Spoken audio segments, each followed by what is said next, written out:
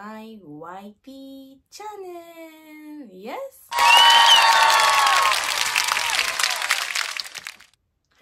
So, ayan guys, for today vlog is updating. Magkukwento po ako about sa nangyari po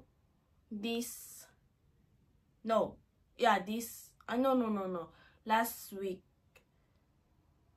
week. Hindi, magkukwento na lang po about sa nangyari po kahapon, yesterday guys. So, yesterday is May 5 at 26th wedding anniversary po ng mommy at daddy ko. So, yan. So, dahil nung birthday po ni mami, wala po si mami dito. At sinabay na lang po yung celebration ng wedding anniversary nila. So, bali, kahapon nga po guys, nag-barbecue po kami sa harap ng bahay guys. So, Japanese style na barbecue. Nag-picture po ako. Ayan, ilalagay ko dito. So, 4 na lang. Mayroon po kaming bisita at yun, ilalagay ko na lang po dito. So, yun lang guys. Gusto ko lang maikwento sa inyo na nag-barbecue po kami yesterday at nag-enjoy po kami hanggang sa gabi, nagkwentuhan. At ngayon po guys, kaninang umaga, umalis po kami ni Jowa at pumunta po kami sa onsen na tinatawag na mahilig na pinupuntahan namin. Jowa! Jowa? Biglang pumasok si Jowa guys. Uy! Lapit naman yan. So, ayan guys. Bale, kailan ba yun?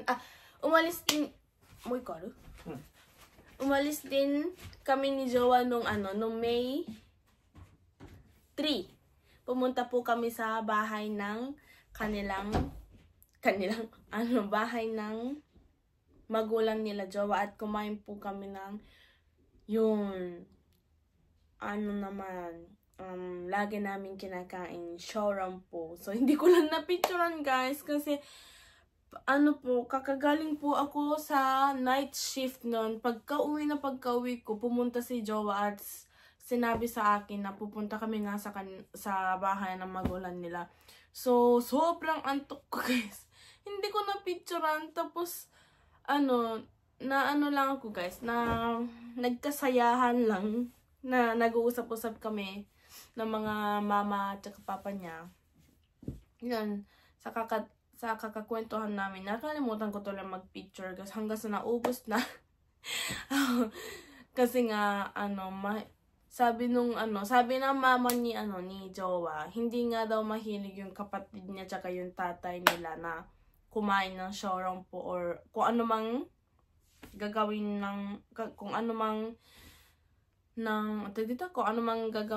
gagawin luto ng mama nila. Hindi daw nila kinakain kasi nasasawaan na daw. Kami lang daw ni Jowa pag pumapasyal sa kanila, madaming kinakain. So parang sinabi naman nila masiba kami ni Jowa. Hindi. Kasi natutuwa lang daw yung mama nila kasi nga pag nagluluto daw na trip lang, kunyari trip niya magluto ng kung ano-ano, tapos syempre mapapadami kasi trip nga lang yung luto ng nanay niya.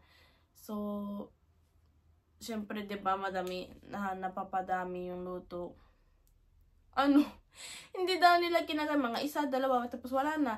Samantalang mga 30 pieces, gano'n yung nagagawa daw ng nanay niya guys. So, ayan, kaya pag pupunta kami, lagi kami binibigyan. So, yun nga, yung May 3, pumunta kami sa kanila. Tapos, naggawa din sila ng roll cake na chocolate. Tapos, yung plain, hindi plain, dito? Yung yung cream lang yung nasa loob.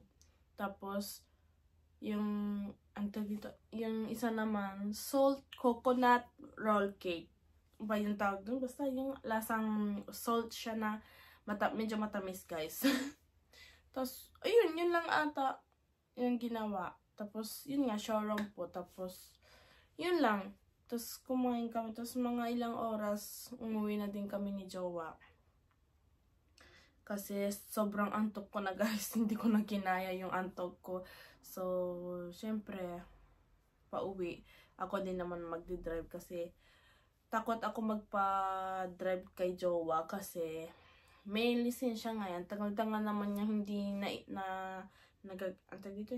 matagal na siyang hindi nagdi-drive kaya takot ako magpa-drive sa kanya, guys.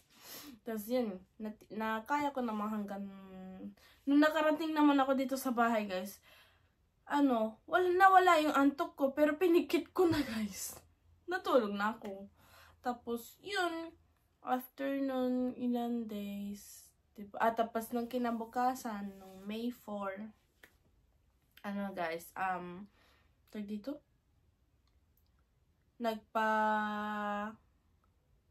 tag dito sa sa English? Trimming ba tawag dun? Basta yun, nagpagupit po yung dalawang baby boys namin, guys. At, after ng paggupit, nagpa-inject po, guys. Nung umaga, dinala namin, nagpagupit. Tapos, pag-uwi, mga alauna na, guys. Kasi mga alas 10 yung start natin namin, alas 10. Tapos, umuwi kami. Yun nga, umuwi kami, guys. Tapos, dito, mga alas 5 ata yung inject niya, guys. Natulog muna kami, guys. Tapos, yun, hinatid namin ni Jowa sa hospital nila. Nagpa-inject. Tapos, yun, umuwi. Tapos, kinabukasan nga, nag-barbecue kahit, dahil nga, wedding anniversary nila, mami. Tapos, ayun, yun lang yung ganap namin, guys. Tapos, nagkasaya-sayahan kahapon. Tapos, kinabukasan, dahil madami kaming kinain ni Jowa. Kahit kami lahat, pero kami ni Jowa. So, siguro sa sobrang saya. Tapos, napasarap yung kain, guys. Tumaba po kami ng ako 1.2, tapos si Jowa 1.6.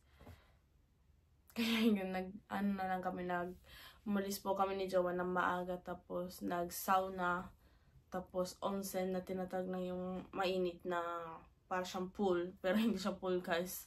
Para siyang, basta dito lang sa Japan yung meron onsen nga tinatawag dun, tapos ayun. Pero halos sauna yung pinapasokan ko para mapawis, para lumabas yung tubig sa katawan ko, guys. So, ayan. Yun lang yung ganap this week. This week. Last week ba? Yan, last week kasi Lunes nga ngayon. So, ayan, guys. Yun lang yung ikukwento ko sa inyo, guys. Gusto ko lang maikwento na medyo masayang ganap na nangyari sa amin. So, ayan, guys. Abangan nyo ang next vlog ko, guys. So, hanggang dito na lang aking for today vlogs. Thank you for watching. See you next video.